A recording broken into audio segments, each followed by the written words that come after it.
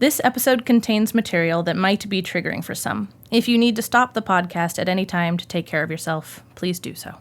If you need support, you can call the National Suicide Prevention Lifeline at 988.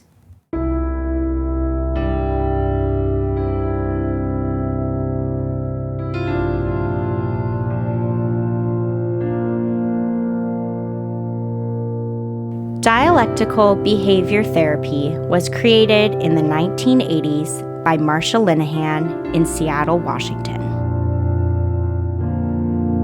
Today, DBT is taught all over the world. We're two therapists who believe everyone can benefit from DBT skills. I'm Kate. I'm Michelle. And this is DBT and Me. Hi, everybody. Hello. It is Q&A time for the first time in a long time. I don't remember the last time we posted one. I did not bother to go in and look at the date. I just know it's been months since we last recorded a Q&A. So we're really excited to be doing this today because Q&As just use a different part of our brains than monthly episodes. Yeah. It's a little less mental labor somewhat for us to do Q&As. I don't know. It's more social somehow in a way. I don't know if it feels that way to you. Yes, it does feel that way to me. I would agree. So we are on our 69th Q&A today. Everyone just insert all of your own jokes. Yes. You know what? Actually, there you guys don't have to think too hard about this one. If people feel like commenting, I'd be curious how many other countries this is also a joke in. I only know that this is for sure a joke in America. I don't know if 69 is a joke anywhere else. So now I'm curious. We'll find out because people can comment on internationally. Spotify. Please feel free to comment. Yes. And if you're sitting here snickering to yourself or going, what the fuck are these women talking about? Yep. Well, shall I just get into it? Yes, let's get into it. All right. First one reads, how would y'all navigate conversations with someone who invalidates what you say? No amount of careful wording or planning helps. If, for instance, I need to ask for help because I'm having a particularly difficult day with depression and can't take on all my usual responsibilities, then this person has more depression and I have never even had a problem in my life, so I should just stop asking. If my back hurts, this person's back is on fire, I tell you. How dare you? I love the drama of this person's writing, by the way. I'm cold, but I've never truly been cold like this person has. You know the type. It's invalidating and exhausting, and it's someone I have to interact with daily. I just try to minimize myself, but trying to police everything I say lest it set them off at me is exhausting. If you have found an effective way to speak to an invalidating one-upper, I could use it, because holy shit does it invoke blind rage after the 7th time in a day. I just feel a lot of camaraderie for this person. I know you're about to respond, but I just love how this person talked about this, so thank you for making this. Yeah, me too. I was excited that you were going to be the one reading this. I was like, oh, Kate's going to read this probably exactly how they meant it when they typed it, because they added in so much personality to how they explained things, which I really liked. The first thing that came up for me is a little bit that piece at the end where they say, I try to just minimize myself, but trying to police, I think they say by trying to police everything I say. Yeah, that's a concern for me a little bit because that screams codependency. Anytime that we are trying to minimize ourselves and deny our needs because we're not wanting to have another person around us react a certain way, and we're trying to basically control what they're doing by thinking that if we change, then they will change, that's dangerous territory to get into. So just something to name. And it's really easy to slip into that. And I understand why. You're just trying to not have to deal with this every single day. But rather than like censoring yourself or walking on eggshells around them, like I don't know if that's honestly going to make too much of a difference, because let's be honest, if let's say you're in a group setting, perhaps, if it's not you, it's going to be other people, right? They're probably not just doing this to you. You're still going to be exposed to it. And that's a lot of mental labor. As far as skills go, and Kate has some great skills to talk about too. I'm just going to talk about one. And to have a disclaimer for this would be purely experimental. I'm not saying that this will work in any way, but it sounds to me like your goal. It's like the disclaimer, lady. That's funny. Yeah. Is you just kind of want them, if we're being honest, you don't want them to be going on and on and on and on and on and on about their hardships.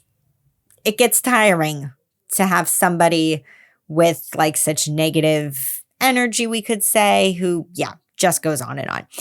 So if what you're really wanting is for them to say their struggle, but in a shorter way, the experiment I would suggest you is to see what happens with give.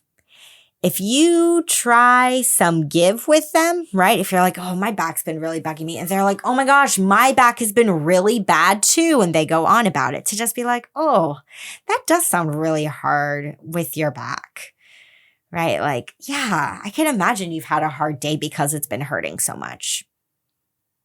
And just see what happens. I mean, maybe they keep going on and on and on about how badly it hurts, perhaps. But many times when people are, moving through the world in this way, it's because they are dying for validation from other people. And then once they get it, they kind of shut up. Not always, but sometimes. And so what happens if you just give a little give? And just when they start talking about their concerns, be like, oh yeah, I hear your struggle too. And recognizing also, I don't think either of us said this in our notes, Kate, but I'm thinking of it right now, of like, again, when people are moving through the world this way, this really has nothing to do with you. This is rooted in something else from their past, their childhood, something that's been there long before they met you. Yeah, I was just thinking something old. Yeah, exactly. So don't take it personally, right? Like when they're talking about how bad their back hurts compared to yours, they're not actually really trying to, say anything about your back pain. They're just wanting to really, sometimes it's in an effort to connect. Sometimes if I give people the benefit of the doubt of like, oh, you also have back pain? Me too, right? But if it's really done in this minimizing way, they're just wanting to be seen. They're going about it all wrong and in a way that's very alienating and harmful to other relationships in their lives. But that's what they're after, I believe, most of the time. So give a little bit of validation and play around with it and see what happens. What about your thoughts, Kate? Yeah, it's funny. The first thing that I thought was that I wish I knew the context, right? This person does say it's someone they have to interact with daily, but I was like, is this a teacher or someone, or like a boss or someone in authority over you? Is this like your sister, right? A member of your family you're seeing every day, or your partner? Is it a friend? I was like, not that it would necessarily change so much, but apparently I was just dying of curiosity. And I do think it would shift a little bit of what feels within the like socially acceptable response, space. We can have different responses to our family than to our boss, generally speaking. But when I thought about some healthy DBT type skills that might be helpful for this person, weirdly enough, the very first thing I thought of was effective rethinking and paired relaxation, right? Which is funny because that's not interpersonal at all. And I think most of the time people would see this as more of an interpersonal issue, but I was just trying to think of what is something this person can do that in no way depends on the other person changing, that can still make the situation more comfortable for them. And while I in no way, shape, or form deny that it would be blind rage inducing after a seventh time, it's probably easier to get into the blind rage state if you're kind of prepping yourself by thinking, to use DBT terminology, ineffective thoughts about the situation going into it, right? If you're bracing yourself driving into work, as I'm making that up as the situation in this moment, sitting there being like, oh my God, I'm sure this person is going to do this again today, and I just don't have space for it on my plate, right? Like if you're just telling yourself a story that makes it even less tolerable, it will, in fact, become less tolerable. So if you spend some time practicing some more effective thoughts that focus on the ways that it is tolerable, if not lovely, that might help reduce the listener's vulnerability to emotional overwhelm being caused by the situation. I thought mindfulness of self and others, a little bit, that one mostly meant as a way to ground the listener in their own experience and feel less invalidated. Right? To have mindfulness of the legitimacy of their stance, right? To have mindfulness of what you were talking about, really, Michelle, of this has nothing to do with me and is just what this other person is choosing to do and how they're choosing to behave, right? So trying to be in this mindful state where you're not so much judgmental and you are able to self-validate and be kind of grounded, maybe in wise mind. And then I actually was thinking about fast, which is funny that you went with give. I totally see where you're going with that, with the experiment. And I was thinking that if this person was pushy enough about their no, you shouldn't be asking for help. You don't have anything to complain about, right? If they're really, pushing their values, I guess, on the other person, that maybe fast is a way that the listener could show up. Specifically, potentially trying a dear man, right? From a more fast kind of stance, since you can technically combine them in sort of how you're approaching the situation. I did think there might be space for doing a dear man asking the person to stop, right? Whenever I have a complaint, you have one too. I mean, you can't quite be as objective with the describe as you'd like to be because the person may not agree that they're one-upping you, but you have a response with a common thread when I complain about things in my life. When you do that, it makes me feel this way, blah, blah, right? So doing a dear man might at least somewhat provide a scaffolding for directly confronting it if you're in a situation where that is socially appropriate and acceptable. But I do think it's funny that between the two of us, Michelle, we did do dear man, give, and fast as options. We need all of it for all this of situation. Them, everything. Probably don't need all of them, pick and choose. But I really did like, you're right, we didn't put in our notes, but how you were grounding it, Michelle, to how little it has to do with the listener, right? That this is someone who's almost certainly hurting in some fashion and craves that recognition and validation to help soothe that hurt. And so sometimes compassion can help it be more comfortable for the listener, right? It doesn't, it's not necessarily a very selfless compassion, right? But sometimes compassion makes it more comfortable for the person, in those shoes too. And if nothing else, just being grounded in, right, whatever this person has to say has nothing to do with me. It doesn't make my position any less valid just because that's what they consciously or unconsciously seem to be trying to do. So, yeah. Yeah, that's right. Okay, so the next one was a post in the Facebook group, and I love this question. So this is great that they asked in the group. It says, for those in a DBT skills group, can you please tell me what you appreciate most or dislike most about your group facilitators? I am new to facilitating DBT groups, and I want to be as helpful and insightful as possible. Thanks so much. I loved this one. It's been a hot fucking minute since I was in a DBT skills group, but I will answer what I can recall from that question. I'm just going to get around to that portion second because it is less fresh in mind. And I wanted to start answering this one by talking about what I've heard back from my / historically our students, Michelle. At the end of every single module, I ask for feedback about what people have liked or disliked about the group. And so, one of the things that I have heard a lot of positives about my authenticity, right? You guys, how I show up in the podcast is very much how I show up as a group facilitator, right? So I am pretty pretty transparent about my life and experiences, including with DBT. Folks appreciate willingness to be flexible with the skills. Especially at more gold star programs, there can be a lot of rigidity around DBT skills, exactly what to use them, where to use them, how to use them, what to use them for, etc. And I have had students reflect that they appreciate that I'm a little bit more take what works for you, leave what doesn't, apply it in the places that you find it to be effective, as opposed to being really rigid and sticking to the structures. Willingness to acknowledge DBT's shortcomings. People tell me in particular that they appreciate being allowed to push back or not like skills, right?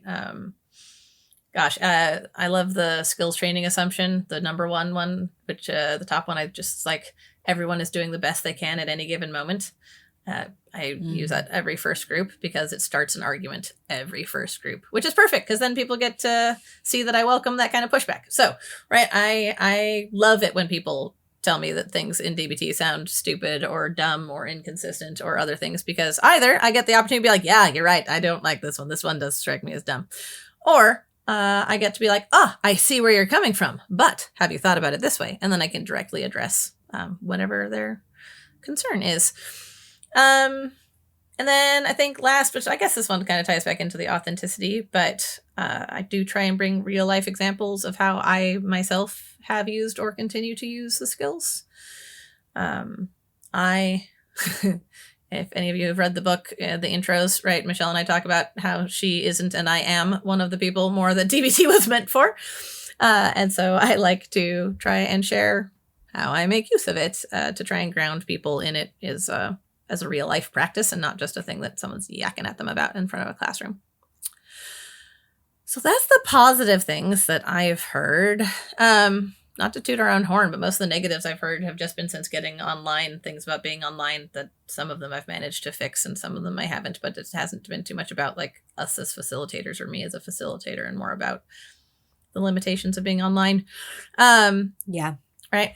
When I was back in group, I'll admit that I don't remember being very fond of my group leads. For a lot of the reasons that I am the group lead that I am now, right? They were not terribly flexible about the skills. They did not welcome very much pushback, right? So they were very different from how I lead groups mostly. That being said, I will say that one thing I did appreciate was their ability to bring things back to the skills and to know which ones were the best ones to turn to in different situations most of the time. Right? I sometimes got frustrated with their needling questions, but they're like, did you try this? Were you in your wise mind? Were you this route? Did you do a deer man? And even if I was frustrated by it, most of the time they had a point. And they were able to sort of bring conversations and bring issues back around to the skills and to how the skills could either were or could have been utilized well. So, yeah, I agree with a lot of what you said, especially the piece about authenticity.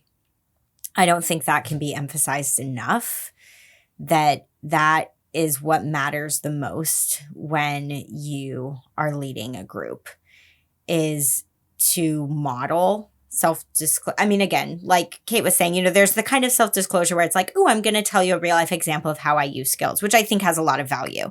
And there's also just kind of I don't know, it's okay to not be perfect, like that kind of authenticity of just kind of like, oops, I totally forgot this thing, you guys. Or, just saying like, yeah, this skill is hard for me too. Like that stuff really goes a long way in people trusting you. So I agree with all that. So in thinking about other things to add on to Kate's already really great list of things she shared, if you are going to be facilitating with somebody, the thing that I think is really important, if you have a say-so in who you're going to be facilitating with, I know you may not, depending on what setting you're in, and you may not be facilitating with anybody else at all. It might just be you. But just in case you have some control over who your co-facilitator is going to be, see if you can find a person where you're going to balance each other out. It's not that one of you needs to be the good cop and one of you be the bad cop or that kind of a thing. But I think part of what has made Kate and I so successful with leading groups for all the years that we did it is that we are totally different therapists. Yes. We're totally different.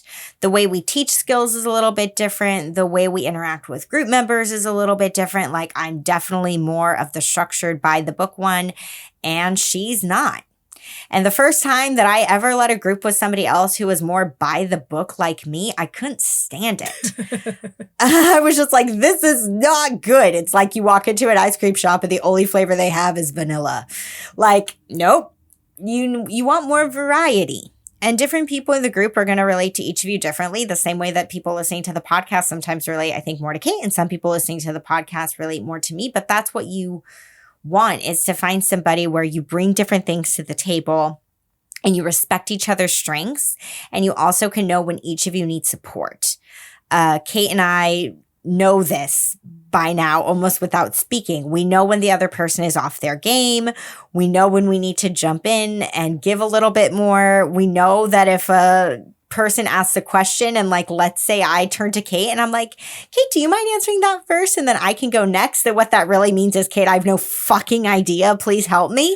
And then she can do the same to me, right? And we just both agree, like, all right, we're just going to jump in and help each other.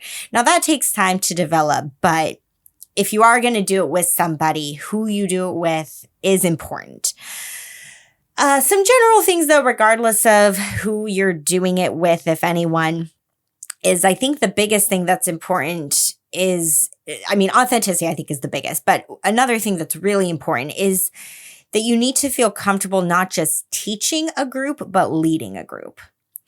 And I think a lot of times what happens with DBT group facilitators is that they want to make sure they know the skills inside out, backwards, forwards, so that they can talk about them in front of a room full of people. That's great, but that's about teaching. And then you also need to learn how to lead. Leading is about, how do you deal with time management?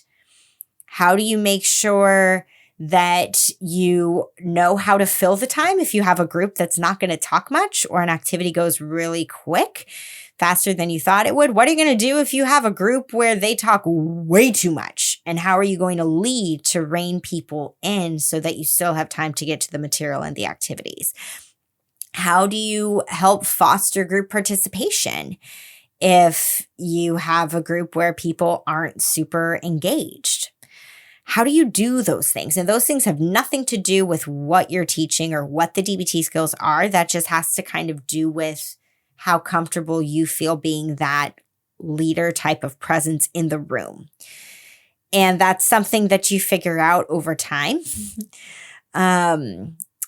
So that's important, though, if you can draw on other experiences that you've had in group situations, and making sure that you're paying just as much attention to those things when you're leading a group, not just what skill am I teaching tonight, but how do I want to make sure that the people here get something out of what I'm going to be teaching by how I lead the group. That's important too. I love that. Okay. I will only, before I leap into reading my next one, I will just say that also the way you do those things will need to be the way you do those things. Like, I think about just Michelle, you were speaking to this nicely already, but if you're thinking about, the leading the group thing as opposed to just teaching, even if you look at all of those different things you were listing, like time management or, getting people engaged or things like that, you and I even tackle those tasks differently. We're both proficient at doing the things, but we don't do them the same way. And so don't necessarily think that you have to. I think it took me a while to feel confident leading groups with you, Michelle, because you were the first person I ever led groups with. And so part of me was like, oh, model after Michelle. And I was like, I can't do that. Yeah. I am not that flavor of human. Don't do it just like me. My way works for me. Yep. Your way's going to work for you. So that I just wanted to sort of normalize that you can have all of those skills and still have them look differently from another therapist having all those same skills. They're going to be, to an extent, unique. All right, let's see. Next one goes. How do you navigate conversations with close family who ignore boundaries? Also, a trigger warning for domestic violence. I've been visiting my mother who, up until recently, was my father's full-time caregiver. He has now moved into an aged care home. He used coercive control and was abusive to her and me. Now that I no longer live at home and my parents no longer live together, I want to limit interactions with my father to just phone calls on Christmas Day, Father's Day, and his birthday, and one visit each time I'm in town. My visit is a week long, and my dad is putting pressure on my mom as to why I've only seen him once, and will only be visiting him once. I got quite upset this evening when my mom started getting stressed out, saying if he called her, she'd have to put me on the line so I could talk to him so he'd know where I was and what I was doing. I didn't agree with that, but I also felt bad. She was getting worried my dad would start to get angry, so she was trying to keep the peace. But I have reasons for my boundaries.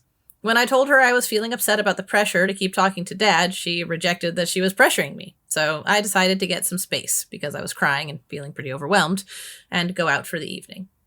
I'm not sure how to resolve this because I think my mom's acting on years of abuse and therefore trying to stay one step ahead of my dad, but I believe me communicating or not communicating with my father is something I should be able to control. I feel sad because my visit was to help support her, but I feel bad because I'm trying to put boundaries in place to minimize unwanted family interactions. Yeah, I read through this. And then I read through it again. Yeah. And then I hear you read it out loud this time. And one thing that I was really curious about, and this is what's so hard when we get emails or Facebook posts, is like you were mentioning earlier with the first one, Kate. It's like we don't have all the information. We can never have all the information. It's possible. But I have a big question here for this listener, which is, have you told your dad your boundaries? It sounded to me like reading through this that you've told your mom. Right? That you've told your mom, hey, I'm only visiting him once. Every time I come into town, I'm just going to see him one time, and that's it. It sounds like your mom knows. But I wondered if reading this, your dad doesn't. Now, maybe I'm wrong. Maybe you had a conversation with your dad when you came up with those boundaries to let him know and say, hey, Dad, this is what our relationship is going to look like moving forward. I'm only going to give you a phone call on these particular holidays. And when I'm in town, I'm just seeing you one time. Maybe you told him that. In which case, what I'm about to say is kind of a moot point. I just know it can also be very common that sometimes what we do is we come up with really beautiful boundaries, but we don't always tell the other person who we're setting the boundaries with what they are. We just make this internal decision, right? Like in your case, maybe it was a situation where you're like, oh, I've just decided that these are the only 3 days out of the year that I'm going to call Dad, and that's it. But he was never told that by you. And when you tell somebody your boundaries, it is, of course, not some magical thing where then they will go, okay, I'm so glad you told me and I will respect them. Absolutely not. I think that, telling your dad your boundaries, he's still going to probably push them. But if he doesn't know what they are in the first place, then that's makes it nearly an inevitability that he's going to push them. And if he knows what they are and still is pushing them, then you can go back to them and say, hey, Dad, I told you I'm only visiting you one time during this trip. That's the boundary that I've set for myself. If he's like, I want you to come see me again tomorrow. Nope. I only come one time per visit. And just really coming back to them over and over and over as many times as you need to whenever he pushes them. The thing that feels actually really important with the stuff with your mom, because that's significant here, and that's really, I think, why you're reaching out. This is less about your dad maybe wanting you to visit him more than once. This is more about, how do I deal with this thing with my mom, right? I got upset with her because she was saying that if Dad calls her, then she's going to need to put me on the line. So I talked to him. What I'm wondering, though, is that if you have not told your dad your boundaries, I don't agree with the part of what it said here of like, so I could talk to him so he'd know where I was and what I was doing. I understand not sharing that information with him, but I also do think that it's not your mom's place to tell your dad what your boundaries are. I don't think that's anybody's place but yours. So I do understand that if dad is calling mom and being like, why won't they come visit me again? It's not mom's place to be like, well, I know they've only decided that they're going to come visit you once. It does make sense that mom might be like, you're going to need to talk to them about that. And then encouraging you to tell your dad, hey, please tell him that you're only coming once so that he knows, so that he won't keep pressuring me, so that we're all on the same page about what's going on here. That to me does make sense. That it sounds like even if your mom is going about it completely wrong, I almost wonder if what she's getting at is like, hey, please tell him what your boundaries are. So then he's not looking to me and I'm in the middle here of trying to figure out how to navigate it when he's pushing your boundaries. Because your mom shouldn't be in the middle of that. Even if your dad is kind of trying to put her there, that's not your mom's place. And so it does make sense that you would be the one to talk about that with your dad. So I realize I'm not actually naming many skills. And again, maybe if you've already done that stuff, good work, but I didn't hear that having been said here. I did not hear that at any point that you listeners said, yeah, I've told my dad that these are my boundaries, and he continues to push them. I got the sense that your dad doesn't know what your boundaries are. So you need to tell him. And then you can also tell mom, look, if dad calls you and he's upset about my boundaries, just tell him that that's for him to deal with me, right? That's not for him to keep bringing to you to get upset with you for my boundaries, that he can get upset with me for my boundaries. And just really trying to clear up that triangulation. I do want to also say, though, as far as skills go, because I don't know if you were intentionally thinking of it in skills language at the time, but you totally used stop with your mom. Way to go. So I wanted to validate that when you said, oh, where was it? I lost the spot where you said it. But yeah, it sounded like you. So I decided to get some space because I was crying and feeling pretty overwhelmed and go out for the evening. Great use of stop. Fantastic. Good for you. And probably using some accepts as well to distract yourself after the tough situation. So it's definitely something to feel proud of. Okay, Kate, turning it over to you. Yeah, I guess I name a couple more skills, but I wasn't as skill-based as I sometimes am either in my response here.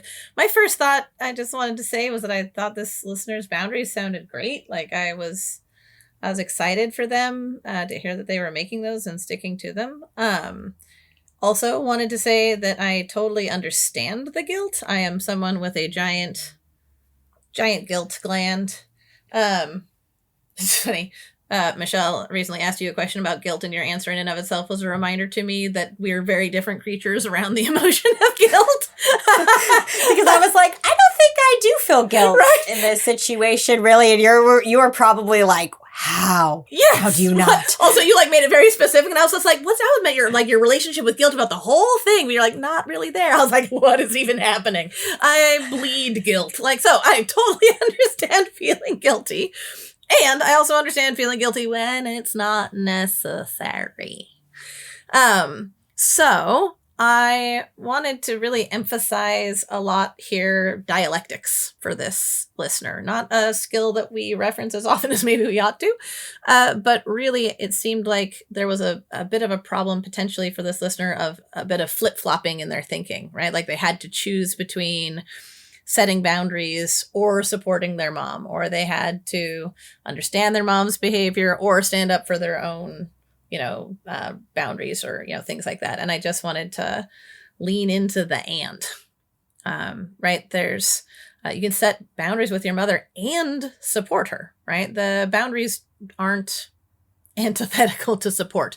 Maybe you aren't getting that message. I'm definitely projecting. My mom has been known to say things literally, as in boundaries mean you don't love me. That sentence has come out of my mother's mouth.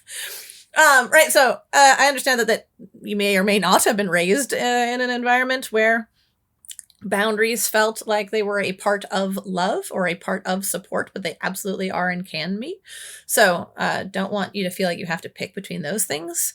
Also, I think that it's great that you have compassion for a lot of what's likely causing your mom's behavior. I think that's fantastic. And I would also encourage the listener not to let it overwhelm their right to their own health, right? They can have compassion for their mom and still be steadfast in those boundaries with their dad. I love what you were talking about, Michelle, with like whose job it is to say what, where, when, and why. And just whether or not your mom can, like the listener's mom can own that she was pushing, you can still just describe the behavior. And I thought about maybe having the person do a very sort of give flavored Dear Man with their mom around the boundary with their dad. So, like when you say you're going to put me on the phone with dad, it feels to me as though you're pushing my boundaries, which, blah, blah, blah, blah, blah. And so maybe make not so much an ask that's, hey, don't pressure me around my boundaries with dad, but specifically like, please don't threaten to put me on the phone with dad, right? Like how he and I communicate is between he and I, to sort of dovetail into what Michelle was talking about of trying to get your mom out of the middle, or the listener's mom out of the middle. So yeah, just dialectics, right? You can have the both and here. You don't have to pick either or, I guess is what I really wanted to stay grounded in. Okay, last one here says, I know the ultimate answer to this is that I need a therapist, and that is something I'm working on, although not very actively. I have a great deal of anxiety. I was diagnosed with OCD without the compulsions. Think of someone who is always obsessed with the same thing, and in my case, that is my animals or kids dying. Anytime anyone is sick, or might be sick, or even could have come in contact with something that could make them sick, my anxiety spikes to a 10. It stays there for days. I have very few days in my life where someone is not on quote-unquote death watch, and it is getting very hard. I've worked with therapists in the past and it has not helped, which might explain my reluctance to try again. That and the cost now that our insurance is less than stellar. Has anyone been through something similar? Does anyone have thoughts on how I can work through this, or even find a therapist who does not just say, and how does that make you feel, all the time, because that did not help. They say that in all caps. I know. Yeah, no kidding. That did not help. I am so with you. I mean, I have been known accidentally to utter that phrase every now and then, but it makes me roll my eyes. Yeah, I know. I hate that right? phrase. I hate it every time I catch myself. Right? I'm like, no, why did I just say that? It's funny. I realize now that for some reason I don't have any answer to that question in my notes, but I'm going to start with answering that at least a little bit. Interviews, right? Meet and greets with potential therapists. Me being me, I would put it exactly that way. Hi, I'm shopping for a therapist. I want to make sure that I'm getting somebody who doesn't just say, and how does that make you feel all the time? Because that has been entirely unhelpful to me in the past, right? You might, it sounds like you might benefit, listener, from someone who's a little bit more directive. So that's something you could say, right? But you want someone with more direct interventions, someone who's going to actually like potentially assign homework or, things like that, not just reflective or reflective listening. So I highly recommend doing multiple meet and greets. I know that's asking a lot. I often do not have the energy to do that kind of adulting, so I'm not trying to make it sound trivial, and if you're looking to be specific about sort of what kind of therapist you land and trying to make sure you have the best chance of it being a good fit, meeting with multiple people before deciding on one is a best road for that. All right. Now, actual skills potentially for helping. The first thing I put here is checking the facts so hard. Because boy, howdy, I'm just even thinking about, our little shortcut of what do I actually know, right? All of the situations that this person describes, I know that my dog may have come in contact with something that might potentially make them some amount of sick, right? Like it's such a tiny little thing of knowledge to trying to be regrounded to what is an appropriate emotional response here. I don't think that sounds easy at all. I see, Michelle, you continue what I'm saying here to the bottom, so I'm not going to keep going on that one, but I do think that it's something to work on regrounding yourself to over and over and over and over and over and over and over again, is realizing that you do not have knowledge that backs up a 10 on the anxiety scale, right? Also, I don't know, I guess I don't have this in my notes either, but just so much compassion for this person for entirely different reasons. I have lived spans of my life where I was walking around at a 10 out of 10 way too much of the life, and that is in fact fucking exhausting. So just my heart hurts for this person, because that is a rough fuck off space to be in. One of the things that I, speaking of, recall helping me is potentially sensations from accepts or tip, right? To help bring that 10 down to a 9 or an 8 or a 7. On the anxiety scale, the sensations or tip skills have often been very helpful for me. To try and work on building new neural pathways different from the obsessive thoughts that the person currently has. I was thinking about mala beads or other mindfulness practices, right? Neurons that fire together, wire together, practice different thoughts, and you can work on making the new thoughts easier to think over time. And the last skill that I'll continue with is just mindful self-compassion breaks. You can Google those or go to mindfulselfcompassion.org, I think it is. And they have a whole page of practices that you can listen to or follow along with, and that's on there. But it's basically just a moment where you gently acknowledge that you're having a moment of suffering. Tune into the shared humanity of suffering, and then sort of make an ask to yourself that you treat yourself with compassion in that moment. Yeah. So it just sounds so hard. I just want to say, like, ouch. Yeah, it's really hard. I feel like any thoughts about pets or kids are especially difficult because they are other beings that we have so little control over. It's very hard. Yeah. When I read through this, the thing I was actually most curious about was when the listener says, I have very few days in my life where someone is not on death watch. I was wondering what's involved in death watch. What does that look like? My best guess is that what that looks like is this listener saying, no, you can't go there, or we can't go there, right? We need to stay home, or we need to clean this thing, or that kind of an idea. But the thing that I'm most interested about is when there are such deep-rooted worrying thoughts such as these. Trying to change the thoughts is a tall order. It's not that the thoughts can't change. Kate gave some great suggestions that over time could potentially really change your thoughts, but that's a long game. The thoughts are going to be there for a while because they've been there already for a very long time.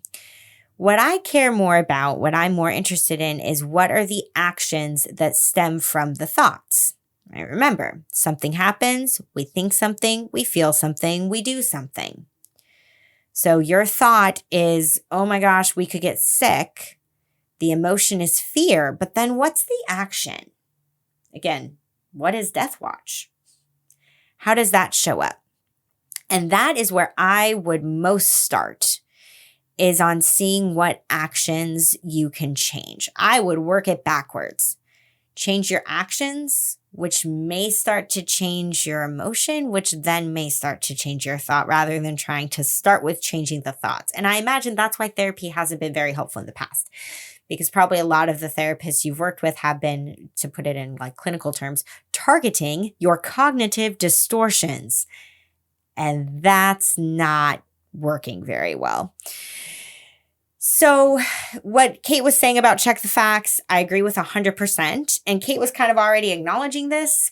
You're going to realize you probably don't have a lot of facts when you actually truly check them. And that means you may already know your emotions and or their intensity don't fit the facts. And if that's the case, what's coming next is some opposite action. And like I was just mentioning, that's the thing that I think is going to be the key to you making any kind of change. Because you are changing the behavior that is ultimately stemming from your thoughts. So one way to practice opposite action, to be clear, I'm not trained in exposure therapy. It's not a thing I do. I know very little about it, but basically an idea behind exposure therapy is that you think about, yes, Kate, do you have something to say? You're touching your nose. I have touched my nose. All right.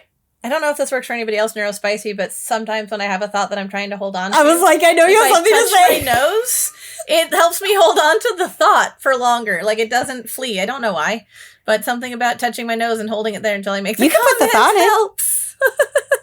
It's all good. You can put the thought in. It's just funny because I forgot about this, but this is the first Q&A, I think, since we got this listener email. So this is apropos of nothing you just said other than you're not trained in this kind of therapy. I want to say the last Q&A that we did put out, we said something about art therapy, and an art therapist wrote us back and was like, hey, now, careful how you use that term, which is reasonable. We weren't using it correctly. It was something like we ought to have said something closer to like art-based intervention or something like that, as opposed to calling something art therapy that wasn't. And I meant to say something about that at the start of whenever we did a next Q&A. And my brain ate it entirely. And then you said something about not being trained in exposure therapy. And I was like, oh, there's other things we're not trained in. I remember now. So I just wanted to thank that listener for calling us out on that. They're totally right. And I wanted to put the correction in there. So sorry for interrupting. I think I could have held on until you were done talking with my little nose touching. But I guess it's probably also distracting to see me just touching the end of my nose. Yeah, I was just like, she's not scratching her nose. She's just I'm just pushing the end of my nose. Looking at me intently. She must have something to share. It's true. I do. Let me see what she has to share.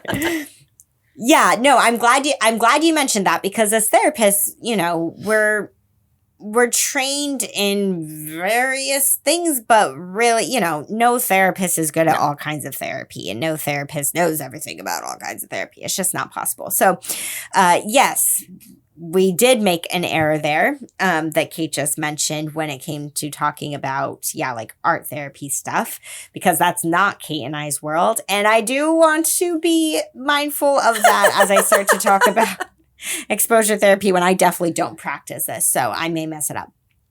But one of the things that I would encourage you to think about is that I don't think, again, you said in your post, your email, however it was that you got this to us, that your anxiety spikes to a 10. You were like, anytime anyone is sick or might be sick or even could have come in contact with something that could make them sick, my anxiety spikes to a 10. With all due respect, I'm going to say that I don't believe you. I don't believe that all of those things are 10s. I think it's probably very different if you have, say, one of your kids in your house that has been puking for 3 days versus, one of my other kids is saying that they want to go to a birthday party, but they haven't gone to it yet. They're perfectly healthy. No. Situation probably number 1 makes your anxiety far worse than situation number 2. Situation number 2, are you going to feel anxious when your kid's like, Mom, can I go to this birthday party? Or actually, I don't know this person's gender. Mom, dad, parent, person, can I go to this birthday party? But really, probably not as bad as when somebody is actually sick. And even within somebody being sick, the kind of sickness and the way the symptoms are showing up, there's going to be some nuance there. So I would encourage you to actually really start to think about and tune in more to your anxiety, because it's not all created equal. And think about, the idea I wrote down in my notes here is, if you can think about 10 different stressful situations, I would rank them from most to least stressful. And whatever one is the least stressful, start with that. So there may be a situation where, I don't know, one of your kids wants to go to a one-on-one play date at the park. Kate's outside. They're only going to be with one other kid. Maybe they're even going during a time of day where there's not going to be probably a whole lot of other people around. Okay. Versus like what might be a 10 of like one of your kids wanting to go to a concert. Like, that's different. So start with whatever situation you would rank as the least stressful to say, okay, I'm going to practice some opposite action and I'm going to have it happen. And it's going to feel really uncomfortable. And that's where using some of the stuff that Kate talks about, like with like using things from accepts or using mindfulness to endure that discomfort is going to really come in handy. But that's the way to start changing this, is if I assume what death watch means is that you are really hypervigilant and you maybe don't let your kids go anywhere and you maybe don't go anywhere yourself because you're like, I just have to stay home in case they get sick. And if that's what it looks like, yeah, start figuring out, okay, maybe even though my kid has a cough, I'm still going to like go to work or something, right? And like, I'm going to trust that they're going to be okay when I get home and I'm not going to call out today. You got to actually practice the action for the thoughts to change, to show your brain that you can do these things and the world isn't going to end like you fear it might. As far as the therapy stuff, Kate touched on this as well, which I think is great. And I love your suggestion, Kate, about be really honest about the kind of therapist that works and doesn't work for you. But I do think that having yourself in therapy, if you're going to actually start doing this opposite action, is going to be really important. You need somebody who's trained that you can debrief this stuff with. To be like, okay, I did the scary thing. Right? I'm starting to tick away at some of these things on my list and it's really hard. And you don't want to move on to like the next most stressful thing until the first thing starts to feel a fair bit less stressful. You may spend months working on just one stressful situation before you start to actually feel a little less stressed by it. So having a therapist is going to be important, and I want to fully acknowledge your barriers. They are very real. It is hard to find somebody who takes insurance. It's hard to find somebody who's going to be a good fit. And if at all possible, really try to find somebody who specializes in OCD and has some, like kind of Kate was saying, like some non-talk therapy training. Talk therapy isn't going to cut it for you. Again, I think that's what you've been doing. Find something that's going to be a little more structured and a little more specialized. That will hopefully help you have a different experience in therapy the next go around.